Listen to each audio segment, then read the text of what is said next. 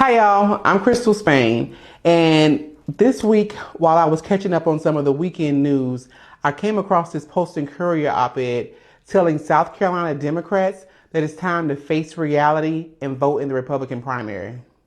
Let's talk about why that's absolutely not a good idea. The notion that Democrats should vote in Republican primary to help pick the least harmful Republican might sound clever, but it's not. Strategically, mathematically, and morally, it's just a bad approach, and it gives away the power that Democrats do have in the state. Because here's what actually happened in the last municipal election.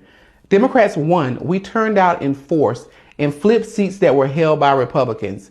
This year in special elections, where Democrats lined up against Republicans, Democrats won in districts we weren't expected to win. So the idea that Democrats don't matter in South Carolina simply isn't true.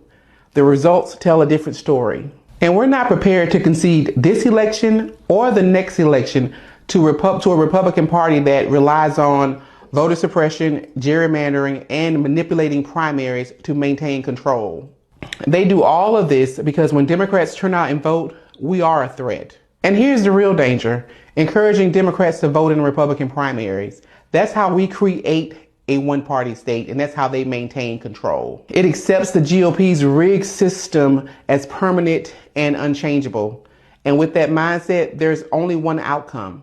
Republicans stay in charge no matter who's on the ballot. Voting in the Republican primary doesn't expand the Democratic power. It erases it. It stops us from building our own team. It stops us from recruiting more candidates. It stops us from building momentum. Democrats don't win by propping up Republicans, period. We are here to fight for our values and to fight for working families.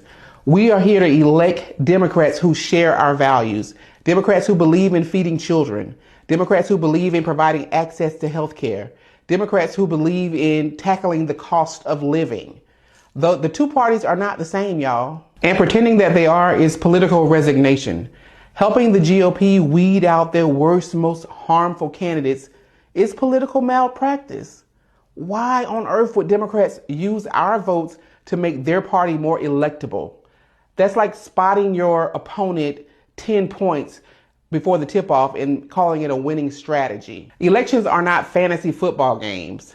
Democrats can't sit on the sidelines and look at a Republican roster full of deeply conservative candidates and somehow draft a reasonable, moderate Republican into the starting lineup, even though we don't control the team or the fan base. The idea that Democrats can strategically swoop in and outsmart thousands of Republican primary voters is not a strategy. It's a fantasy. And it's not how primaries work. And it's not how power works. And it's the Republicans' job to figure that out, not ours. If they want to elect a less extreme candidate, they need to do that. We are not here to clean up their brand. Republicans don't surrender in blue states.